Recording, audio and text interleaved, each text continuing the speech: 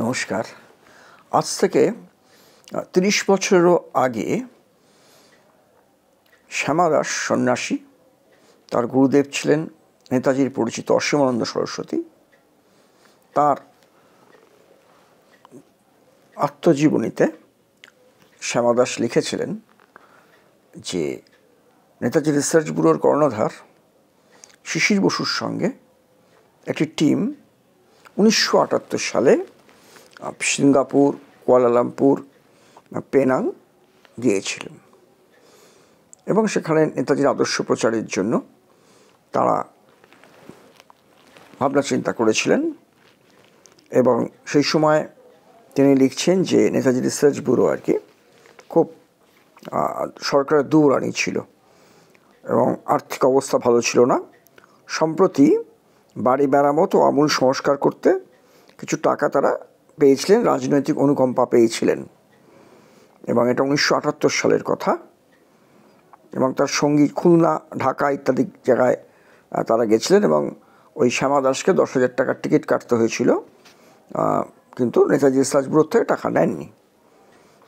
ঘটনা হচ্ছে যে একটি অদ্ভুত রকমের সত্য উঠে আসছে, যেটা নেতাজি চর্চাকারীরা অনেকেই জানেন এবং অনেকে লিখতে ইতস্তত করেন, সংকোচ করেন। কিন্তু শ্যামা দাস লিখেছেন যে আমার সঙ্গী বিশিষ্ট কর্তা ব্যক্তি যার নাম বিতর্কের ভয়ে দেওয়া হলো না, কিন্তু অন্য জায়গায় তিনি লিখছেন শিশির বসু ছিলেন এবং ছবিও আছে তার সঙ্গে। যাই হোক, আমার সঙ্গীকে আমি বললাম যে আমার মত ওদেশে গিয়ে বলবো, অর্থাৎ নেতাজি বিমান দুর্ঘটনায় মৃত্যু হয়নি, ছাইভস্য মিথ্যা ইত্যাদি এই ব্যাপারে। তিনি আমাকে নিষেধ করলেন, অর্থাৎ শিশির বোস তাকে নিষেধ করেছিলেন।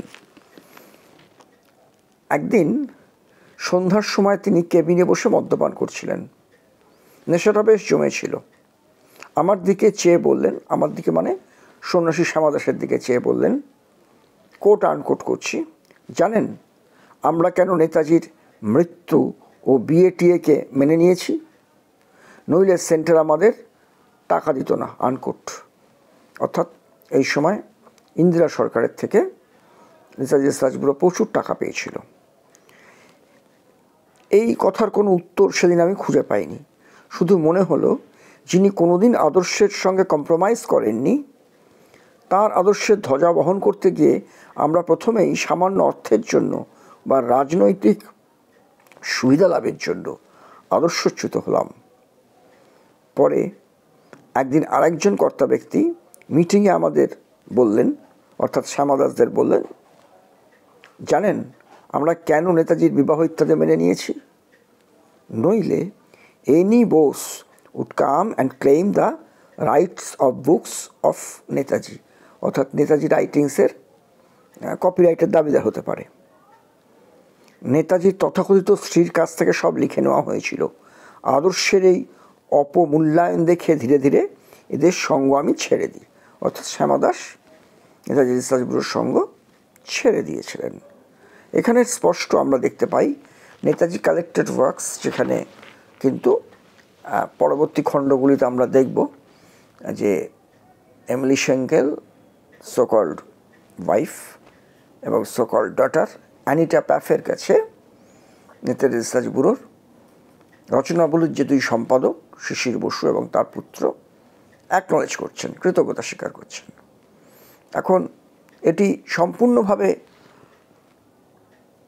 একজন সন্ন্যাসী যার কোনো রাজনৈতিক উচ্চাকাঙ্ক্ষা নেই, তিনি তার সত্য কথন তার আত্মজীবনীতে বলেছেন। পরবর্তীকালে ডিক্লাসিফাইড হয়েছে নেতাজি ফাইল, সেখানে কিন্তু আমরা দেখতে পাচ্ছি নেতাজির নিজের ডিক্লারেশন ছাড়াও সেখানে তথাকথিত কন্যার অ্যানিটা পাফের বার্থ সার্টিফিকেট আমরা দেখতে পাচ্ছি, সেখানে কোথাও সুভাষচন্দ্র বসুর নাম নেই। এছাড়া আরও অনেক সত্য আছে। নিশ্চয়ই যারা অনেকের অ্যালার্জি আছে এই নেতাজি সুভাষচন্দ্র বসুর বিবাহ নিয়ে মিথ্যা বিবাহের গল্পের ব্যাপারে কথা তুললে সেই সব গবেষক, লেখক নিশ্চয়ই অনুসন্ধান করবেন।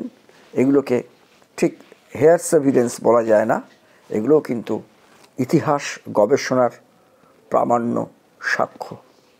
নমস্কার, জয় হিন্দ।